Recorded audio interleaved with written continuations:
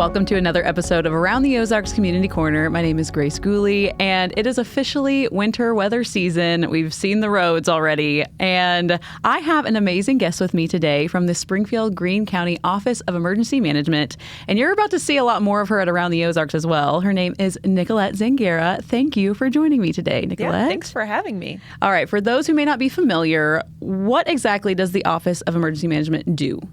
Well, the Office of Emergency Management helps the community prepare, respond, and recover from emergencies. If there's something that's going to impact the community negatively, we're going to be involved with the entire community coming together to help people through that emergency. Perfect. What kind of emergencies or disasters do you typically help out with? Yeah, so most of our emergencies are going to be weather-related. Mm-hmm. It is Southwest Missouri at the end of the day. In an average week, we experience all four seasons. Yeah, that's true. But whether it's a tornado or an ice storm, we have all the community partners coming together in the event of that happening to hopefully help people through the process of getting back to a sense of normalcy after that occurs. We also respond to man-made disasters, any accidental fires or explosions. We're going to be a part of that as well, just to, again, bring that community together and take it one step at a time. Yeah. So you mentioned community partners. So how do you work with other agencies like law enforcement, fire, all of those?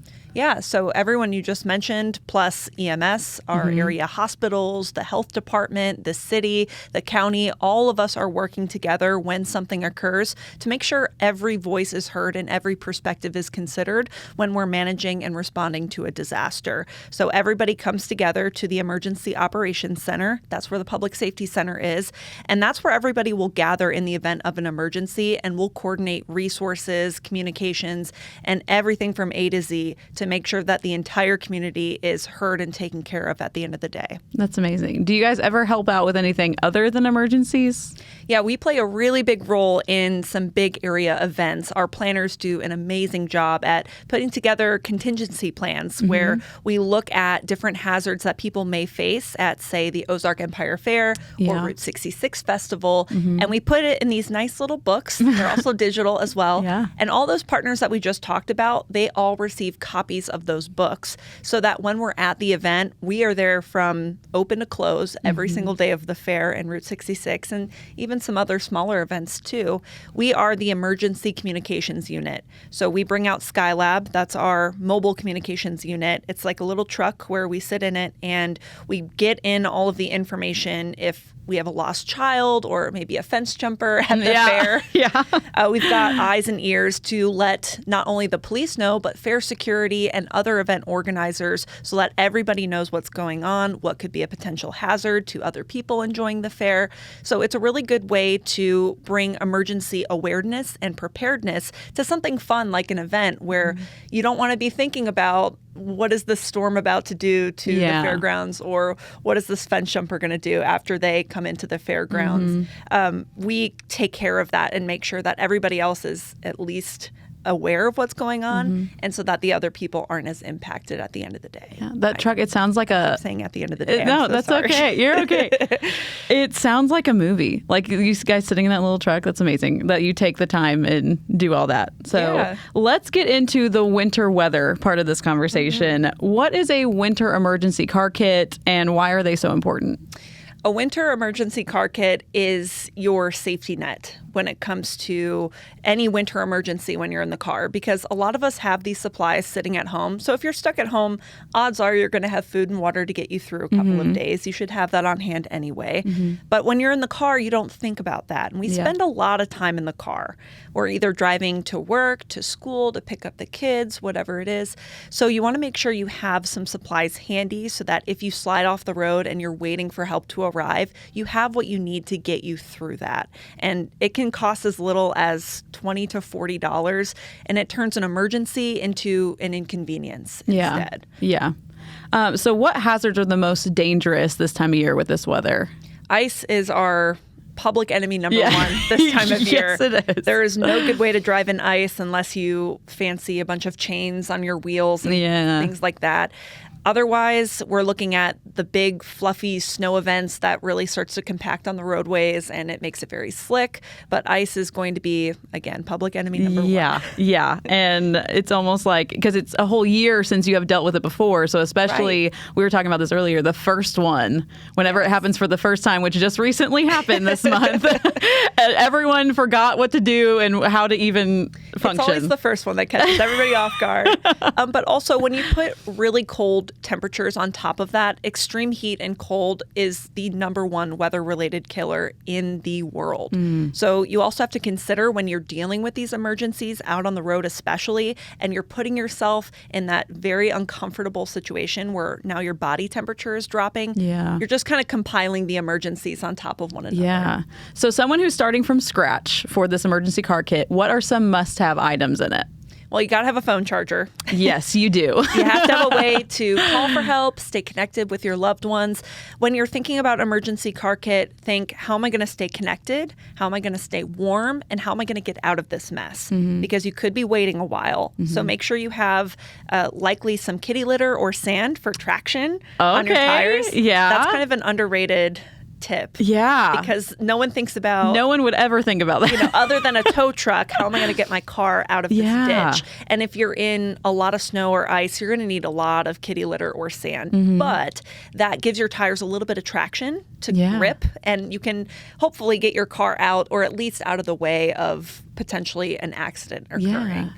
Additionally, you want to have winter gear, because a lot of us, when we go in the office, we're not wearing a parka and hat and gloves. If you already have that on, props to you.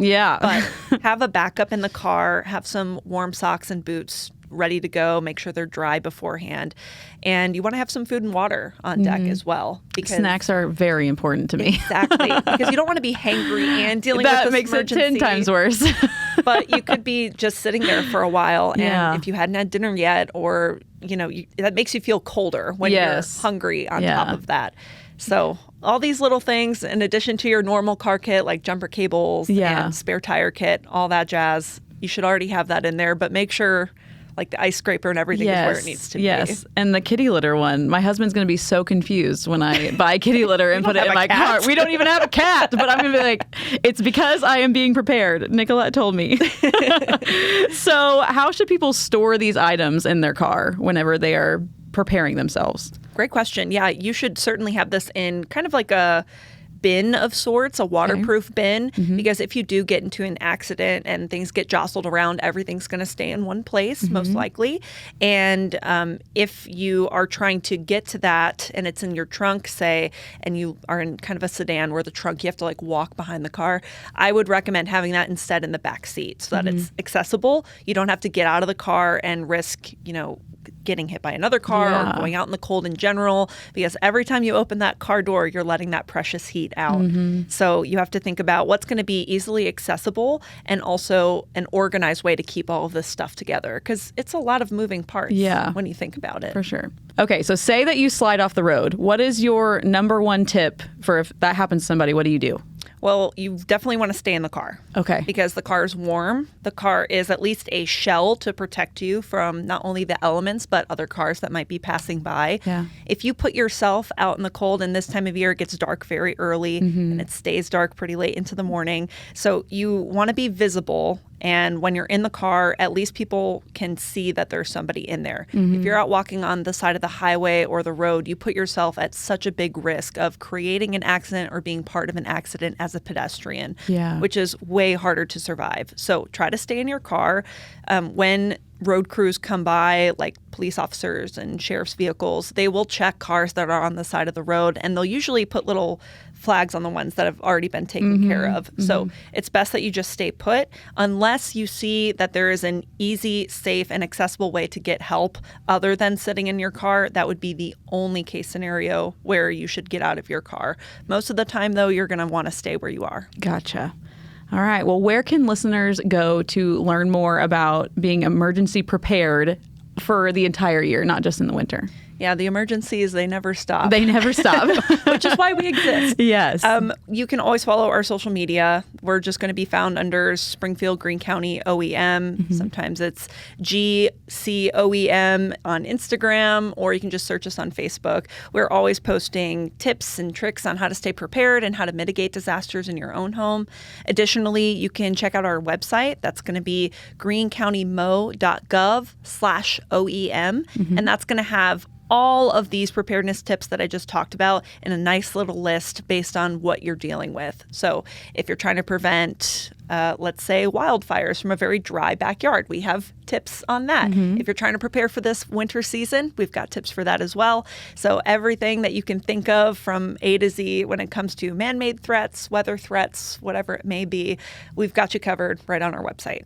That is amazing. And so, as I mentioned earlier, this is not going to be the last time you see Nicolette here. We have partnered with the Office of Emergency Management to really bring you the information that you need when you need it. So you'll be seeing Nicolette go live on our social media platforms very soon, in the very near future, whenever there is an emergency. Well, hopefully not. Well, I mean, yeah, you know what I mean. Hopefully we don't have any emergencies, but in the case that they do happen, you'll be seeing Nicolette's wonderful face here helping us out, getting the information to you that you need. And also she'll be bringing us content just with some local people talking about how to be prepared for emergencies. And if you want to check that out, make sure you follow us on Facebook. And Nicolette, thank you so much for joining me today. Thanks for having me. It's great to start this partnership, and I'm excited to see where it goes. Yes, thank you.